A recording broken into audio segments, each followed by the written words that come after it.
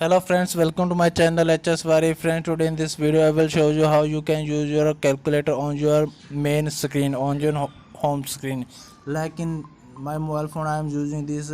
You can move your calculator anywhere. You can decrease the brightness, darkness of your calculator, and you can also increase decrease the size of your calculator. So how you can do in your Redmi mobile phone? So first of all I am going to close this calculator, and now I will show you that I am using Redmi mobile phone. Here you can see that I am using Redmi mobile phone. So in this mobile phone you have to go to your calculator.